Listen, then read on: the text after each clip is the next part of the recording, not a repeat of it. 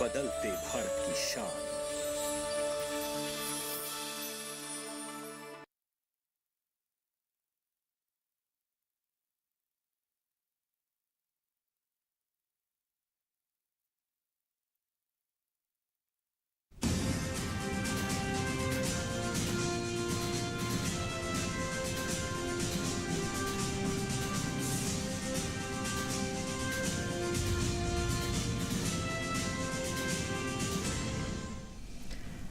नमस्कार, समाचार में आपका स्वागत है। मैं हूं साइमा खान। सबसे पहले नजर हेडलाइंस पर।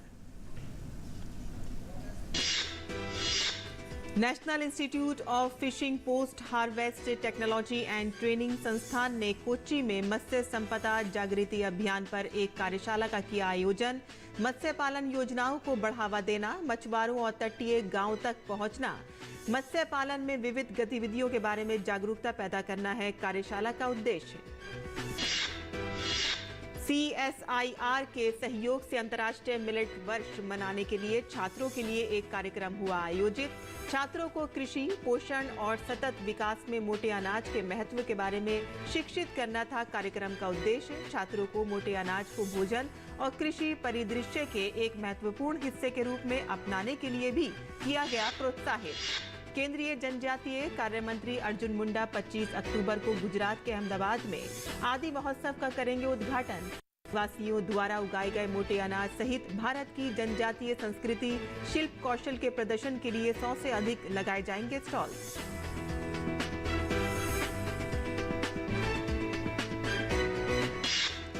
बंगाल की खाड़ी के उत्तर पश्चिम में बना चक्रवाती तूफान हमून और हुआ तेज। मौसम विभाग ने बताया कि तूफान 18 किलोमीटर प्रति घंटे की रफ्तार से बढ़ रहा है उत्तर पूर्व की ओर। अरब सागर में चक्रवात तेज यमन के तटीय क्षेत्र को कर गया है पार और इसके उत्तर पश्चिम दिशा की ओर आगे बढ़ने की है उम्मीद।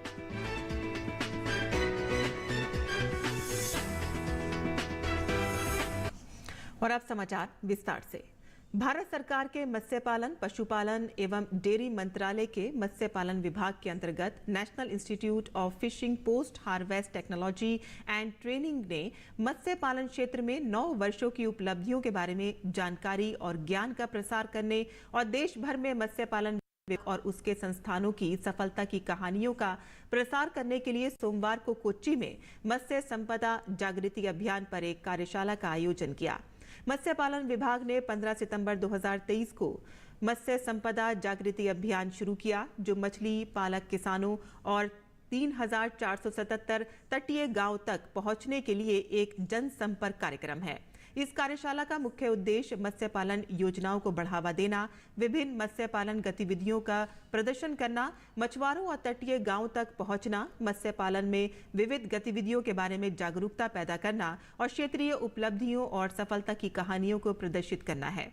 मत्स्य संपदा जागृति अभियान पर कार्यशाला का उद्घाटन डॉक्टर ए गोपाल कृष्णन, निदेशक ICAR केंद्रीय समुद्री मत्स्य अनुसंधान संस्थान ने किया। उन्होंने प्रधानमंत्री मत्स्य संपदा योजना के तहत विभिन्न कार्यक्रमों के बारे में बताया और देश भर में योजनाओं के प्रभावी कार्यान्वयन के महत्व पर जोर दिया।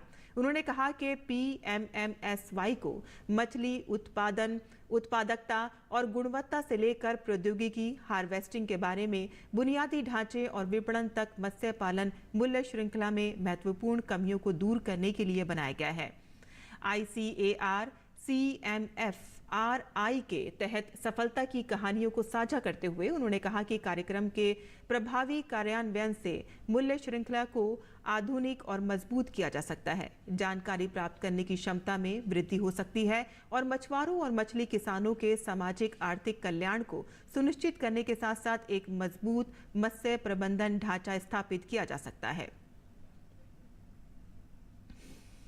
CSIR NISCPR के सहयोग से KAMP ने अंतर्राष्ट्रीय मिलेट वर्ष मनाने के लिए छात्रों के लिए एक और ज्ञान साझाकरण सत्र आयोजित किया। ये विशेष कार्यक्रम 2023 को अंतर्राष्ट्रीय मिलेट वर्ष के रूप में मनाने के लिए खाद्य एवं कृषि संगठन को भारत के सफल प्रस्ताव की मान्यता के तहत आयोजित किया गया था। सत्र का उद्देश्य छात्रों को कृषि, पोषण और सतत विकास में मोटे अनाज के महत्व के बारे में शिक्षित करना था। सत्र की मेजबानी outreach coordinator KAMP Aniket Arora ने की। ज्ञानवर्धक कार्यशाला के दौरान डॉक्टर चारुलता ने मोटे अनाज के बारे में गहनता से बताया, जिससे छात्र इन अनाजों के ऐतिहासिक, सांस्कृतिक, पोषण संबंधी और टिकाऊ पहलुओं की सराहना कर सकें। और इससे न केवल उनके ज्ञान का विस्तार हुआ, बल्कि उन्हें मोटे अनाज को भोजन और कृषि परिदृश्य के एक महत्वपूर्ण हिस्से के रूप में अपनाने के लिए भी प्रोत्साहित किया गया।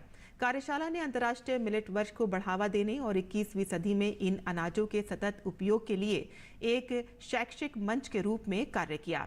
अनिकेत अरोड़ा ने छात्रों और शिक्षकों को इस वर्ष विभिन्न CSIR प्रयोगशालाओं और इसरो केंद्रों पर KAMP द्वारा आयोजित आगामी वैज्ञानिक भ्रमण और शिक्षक प्रशिक्षण प्रोग्रामों के बारे में भी जानकारी दी।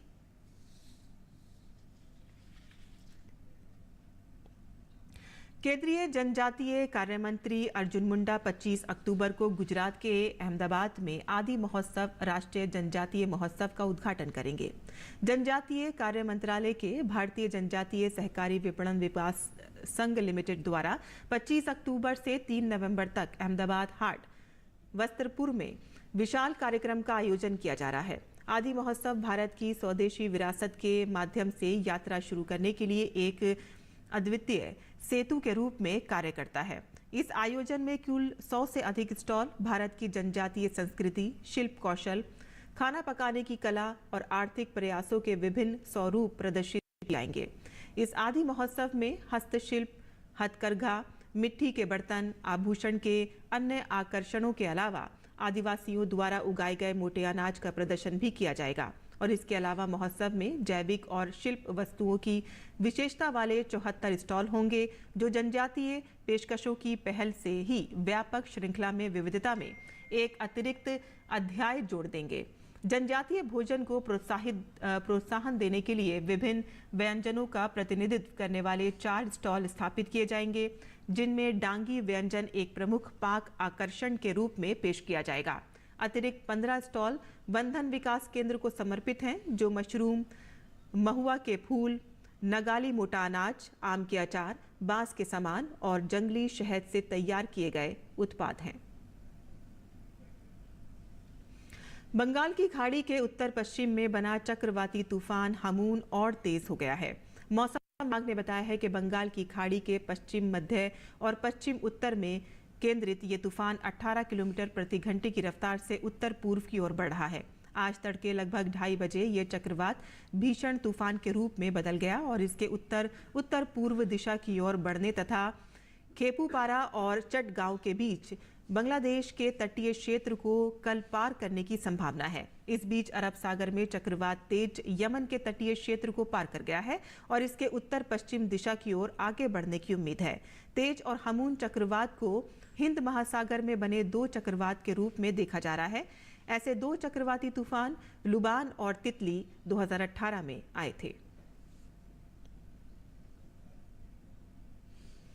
प्रधानमंत्री नरेंद्र मोदी ने मन की बात कार्यक्रम में संभल जिले की सौत नदी का जिक्र किया। पीएम ने कहा कि यूपी के संभल में देश ने कर्तव्य भावना की एक मिसाल देखी है। उन्होंने कहा कि आप के 70 से ज्यादा गांव व हजारों की आबादी मिलकर एक लक्ष्य, एक ध्येय की प्राप्ति के लिए साथ आ जाएं और जुड़ जाएं, ऐसा कम ही होता है।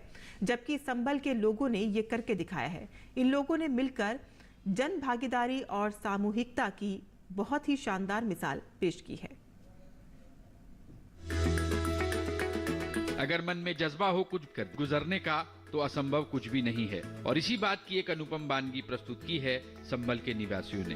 उत्तर प्रदेश के संभल जिले के लोगों ने जन भागीदारी की एक अनूठी मिसाल पेश करते हुए जिले की सबसे बड़ी सोत नदी को जिला प्रशासन के सहयोग से पुनर्जीवित कर दिया है। अमरोहा से शुरू होकर संभल होते हुए बदायूं तक जाने वाली सोत नदी इस क्षेत्र के लिए जीवनदायिनी के रूप में जानी जाती थी। इसका पानी किसानों के लिए खेती का मुख्य आधार था, लेकिन समय के साथ नदी का प्रवाह कम होने से और अतिक्रमण बढ़ने से ये नदी विलुप्त हो गई थी। यह नदी गंगा जी की एक सहायक है और अमरोहा जनपद से शुरू होकर ये संभल से होते हुए बदायूं जाती है और वहां पर गंगा जी से मिलती है। संभल में इसका जीर्णोद्धार कार्यक्रम मनरेगा योजना के अंतर्गत हम लोगों ने करवाया। नवंबर 2022 में इसको शुरू किया गया और लगभग जून जुलाई 2023 तक इस कार्य को पूरा कराया गया।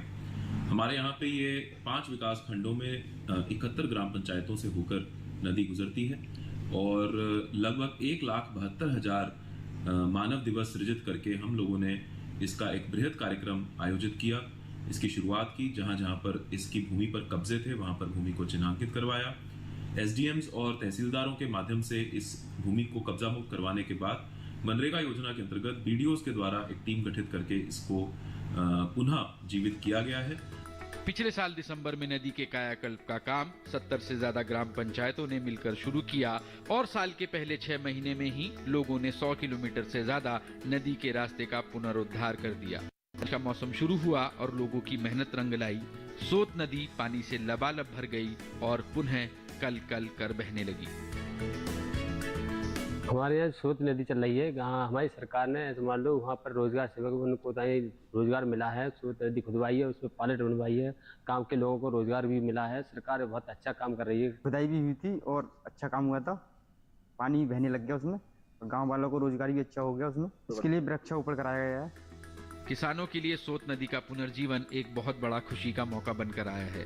लोगों ने नदी की सुरक्षा के लिए इसके किनारे 10,000 से अधिक बांस के पौधे भी लगाए हैं। नदी को बहता देख किसानों को बहुत सुकून मिल रहा है। विलुप्त हो चुकी 112 किलोमीटर की सोत नदी को पुनर्जीवित किया जाना स्थानीय निवासियों की एक सराहनीय पहल है। गुड न्यूज जज्बा इंडिया के लिए संबल से ब्यूरो रिपोर्ट, डीडी न्यूज।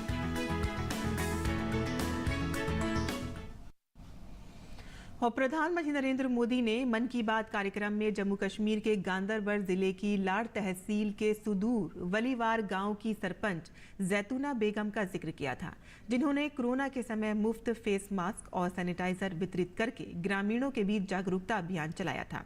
जैतूना बेगम ने मन की बात कार्यक्रम की जमकर सराहना की। उन्होंने कहा कि इससे हमें काफी मदद मिलती है। मन की बात में प्रधानमंत्री जी जो बात करते हैं तो हर एक गली कोचे में ये आवाज़ गूंजती है और पहुंचती है और सभी लोग इस बात को बहुत अच्छी से तरह सुनते हैं। और हम जितने भी सरपंच हैं, पाँच छः हमारी पंचायत बाड़ी है, हम तो ज़रूरी सुनते हैं। तो बहुत ही अच्छा प्रोग्राम है। हम इस प्रोग्राम की वजह से हर एक स्कीम का हम फ़ायदा उठाते हैं। तो मैं यही चाहती हूँ कि ये मन की बात का जो प्रोग्राम है ये हर वक्त ये प्रोग्राम होना चाहिए। हर वक्त ऐसे प्रोग्राम होना चाहिए और ये मन की बात चले ताकि जो लोग भी खबरदार नहीं वो खबरदार हो जाए और हर एक लोग इसका फायदा उठा सके। और चेन्नई के auto driver M Rajendra Prasad अनोखा काम कर रहे हैं। वे पिछले 30 साल से कबूतरों की सेवा में जुटे हैं। उनके पास 200 से ज्यादा कबूतर हैं। वे उनके पानी भोजन का पूरा ध्यान रखते हैं। इन सारे काम में उनका पैसा भी खर्च होता है, लेकिन वे डटे हुए हैं। ये हैं एम राजेंद्र प्रसाद, जिन्होंने अपने साधारण से घर में 200 से अधिक कबूतरों के साथ एक असाधारण सा बंधन बनाया है। वो अपनी मेहनत से अर्जित बचत का एक हिस्सा इन पंखों वाले प्राणियों को खिलाने और उनकी देखभाल करने के लिए समर्पित करते हैं। राजेंद्र प्रसाद कबूतरों को दौड़ में प्रतिस्पर्धा करना भी सिखाते हैं। अपने बचपन को याद करते हुए राजेंद्र प्रसाद फूस की छत वाले और बिना बिजली वाले घर में अपने शुरुआती दिनों को याद करते हैं। मैंने अपने पिता के साथ काम किया, जो एक चित्रकार थे।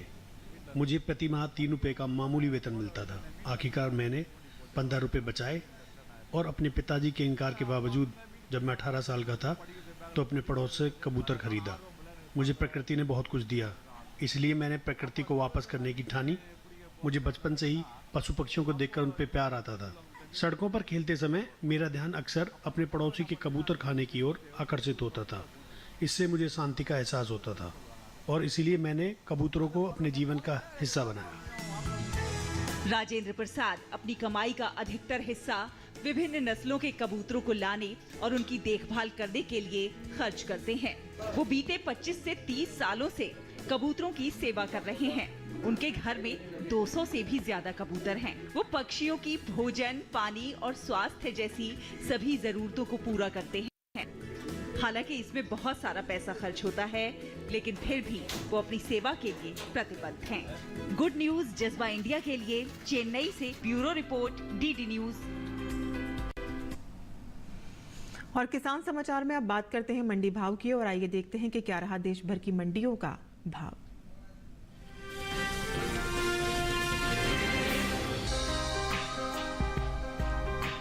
मंडियों में धान की आवक सामान्य बनी हुई है। भाव की बात करें तो सप्ताह के पहले दिन सोमवार को ज्यादातर मंडियों में धान के सौदों में कोई बदलाव देखने को नहीं मिला, जबकि कुछ मंडियों में इस दौरान धान के भाव में उठापटक के साथ कारोबार हुआ। एगमार्कनेट के मुताबिक धान का कटोरा कहे जाने वाले राज्य छत्तीसगढ़ की नगरी मंडी में 21 अक्टूबर को धान का भाव था 2100 रुपए। 23 अक्टूबर को इसके भाव में 200 रुपए की गिरावट आई और भाव 1900 रुपए प्रति क्विंटल पर आ गया। गुजरात की दाहोद मंडी में बीते 2 दिनों के दौरान धान के भाव स्थिर रहे। यहाँ 21 और 23 अक्टूबर को धान 1770 रुपए पर बिका। इसी तरह हरियाणा की मुलाना मंडी में 21 अक्टूबर को धान का भाव रहा 2203 रुपए। 23 अक्टूबर को इसके सौदे बिना किसी उठापटक के 2203 रुपए पर हुए। पंजाब की जालंधर सिटी मंडी में 21 अक्टूबर को धान का भाव था 2203 रुपए।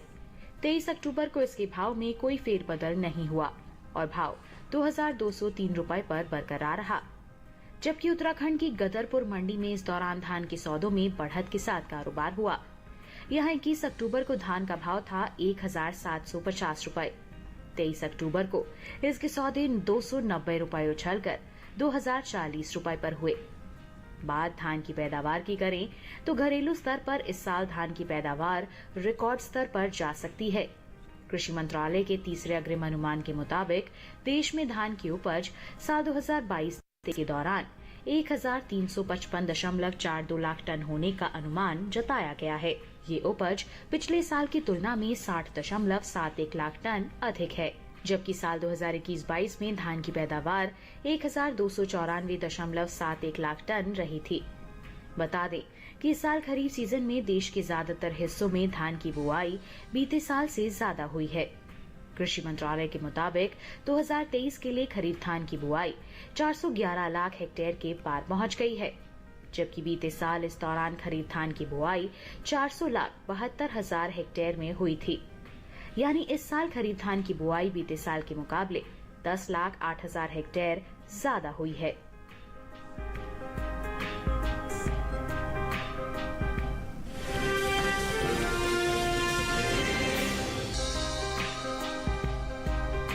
इस साल घरेलू स्तर पर लहसुन की उपज में कमी देखने को मिल सकती है।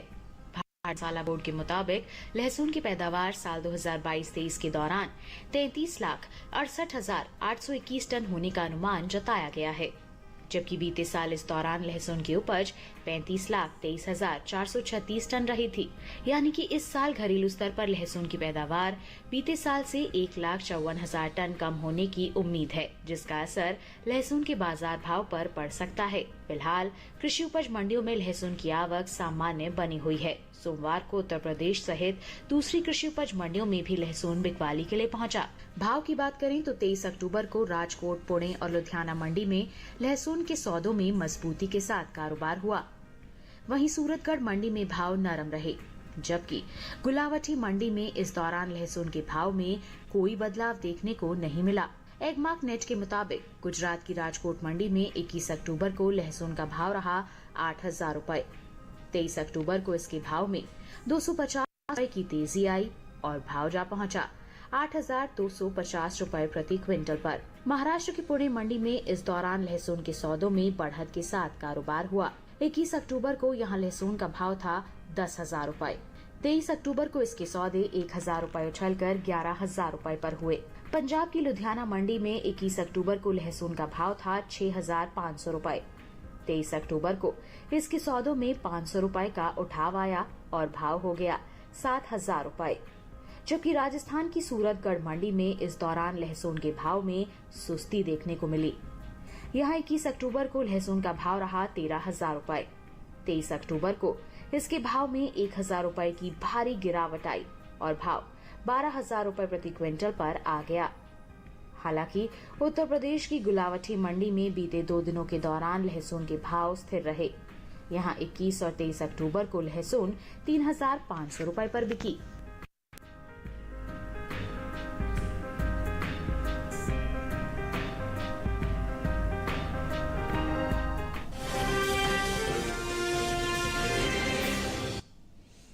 और मंडी खबर के बाद अब बात करते हैं मौसमी खेती की। किसान इस मौसम में कैसे रखें अपनी खेती का ख्याल, आइए देखते हैं।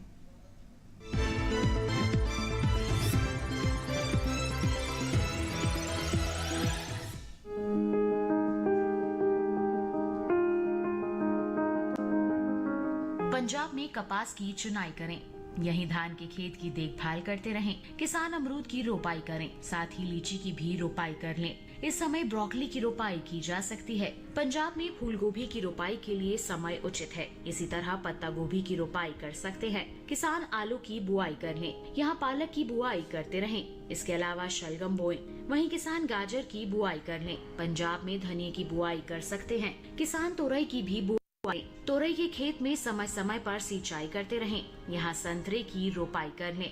उत्तर प्रदेश में आलू की बुआई करें, इसके साथ ही तोरई की बुआई कर सकते हैं। तोरई के खेत में निराई और गुड़ाई करें। अभी धान की कटाई कर लें। किसान अरहर के खेत से खरपतवार निकालें। इस समय तिल की कटाई करें। उत्तर प्रदेश में मक्के की कटाई का समय उपयुक्त है। किसान नींबू की रोपाई कर लें। यहाँ सरसों की बुआई के लिए खेत तैयार कर सकते हैं। इसके अलावा मटर की बुआई कर लें। उत्तर प्रदेश में मूंग में कीट लगने की संभावना बनी हुई है। ऐसे में मूंग में कीटों से बचाव के लिए कृषि विशेषज्ञों की सलाह से कीटनाशक छिड़के। इसी तरह उड़द में कीटों से बचाव के लिए कृषि विशेषज्ञों की सलाह के अनुसार ही कीटनाशकों का छिड़काव कर सकते हैं।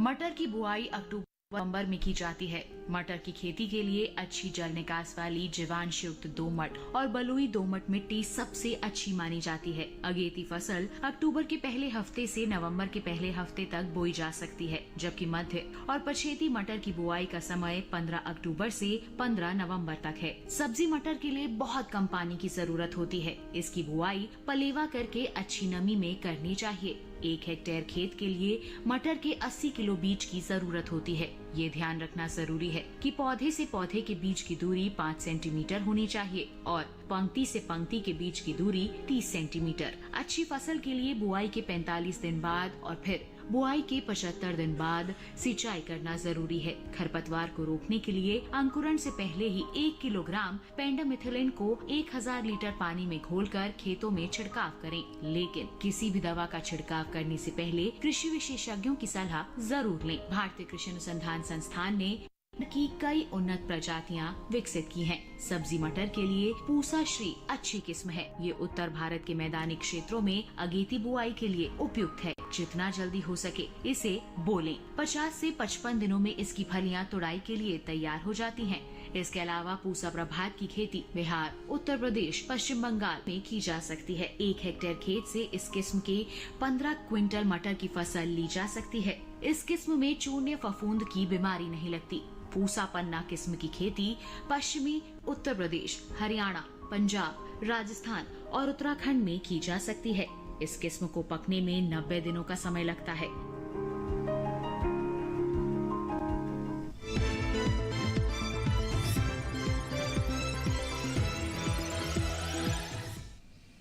और खेती किसानी से जुड़ी खबरों के बाद आइए अब नजर डाल लेते हैं कुछ और खबरों पर। खास खबर में राष्ट्रीय स्वयं सेवक संघ ने जौनपुर में विजयदशमी उत्सव का आयोजन किया। कार्यक्रम में सरसंघचालक डॉक्टर मोहन भागवत समेत सैकड़ों पद अधिकारी और स्वयं सेवक मौजूद रहे। इस अवसर पर स्वयं सेवकों ने पथ संचलन भी किया। विजयदशमी के दिन ही आरएसएस अपना स्थापना दिवस मनाता है। उत्तर प्रदेश के मुख्यमंत्री योगी आदित्यनाथ ने गोरखपुर स्थित गोरखनाथ मंदिर में भगवान श्रीनाथ की पूजा अर्चना की। योगी ने पूरे विधि विधान के साथ पूजा अर्चना की। विजयदशमी के अवसर पर पश्चिम बंगाल के बीरभूम में पारंपरिक सिंदूर खेला बड़ी धूमधाम से मनाया गया। महिलाओं ने पहले मां दुर्गा को सिंदूर अर्पित किया और फिर एक दूसरे को सिंदूर लगाकर सिंदूर खेला की रस्म निभाई। बिहार के गोपालगंज में एक दुर्गा पूजा पंडाल में भगदड़ मचने से 3 लोगों की मौत हो गई, जिसमें 2 महिलाएं और एक बच्चा शामिल है। इस भगदड़ में 10 अन्य महिलाएं भी गंभीर रूप से घायल हो गई हैं। सभी घायलों को गोपालगंज सदर अस्पताल में भर्ती कराया गया है। प्रवर्तन निदेशालय ने छत्तीसगढ़ में एक और घोटाले का आरोप लगाया है। ईडी ने दावा किया है कि प्रदेश मार्कफेड के एक पूर्व प्रबंध निदेशक और एक स्थानीय चावल मिल मालिक एसोसिएशन के एक पद अधिकारी ने ऊंचे पदों पर बैठे लोगों के फायदे के लिए 175 करोड़ रुपए की रिश्वत जुटाई। दिल्ली एनसीआर में प्रदूषण का स्तर लगातार बढ़ रहा है। दिल्ली में वायु गुणवत्ता बहुत खराब श्रेणी में बनी हुई है। शहर में बढ़ते प्रदूषण ने सांस के रोगियों की तकलीफों को और बढ़ा दिया है। अस्पताल में अस्थमा और सीओपीडी के मरीजों की संख्या बढ़ने लगी है। वित्त मंत्रालय द्वारा जारी रिपोर्ट के मुताबिक भारत चालू वित्त वर्ष में भी दुनिया की सबसे तेजी से बढ़ती प्रमुख अर्थव्यवस्था बना रहेगा। निर्वाचन आयोग ने राष्ट्रीय मीडिया पुरस्कार के लिए मीडिया संगठनों से प्रविष्टियां आमंत्रित की हैं। प्रविष्टियां 10 दिसंबर तक जमा की जा सकती हैं। इसका उद्देश्य लोगों को चुनाव प्रक्रिया, मतदान और चुनाव से जुड़ी जानकारी देने में उत्कृष्ट योगदान के लिए उन्हें सम्मानित करना है। रेलवे बोर्ड ने दीपावली से पहले अपने कर्मचारियों को तोहफा दिया है। बोर्ड ने महंगाई भत्ता 4% बढ़ाने की घोषणा की है। अब रेलवे कर्मियों का महंगाई भत्ता बढ़कर मूल वेतन का 46% हो जाएगा। पहले कर्मचारियों को मूल वेतन का 42% डीए मिलता था। प्रधानमंत्री नरेंद्र मोदी ने मन की बात कार्यक्रम में सेल्फी विद डॉटर अभियान के लिए हरियाणा के सुनील जागलान की तारीफ की है। प्रधानमंत्री ने उनके साथ बातचीत भी की और सुनील जागलान ने मन की बात कार्यक्रम की सराहना की। और किसान समाचार में आज के लिए बस इतना ही। अनुमति दें। नमस्कार।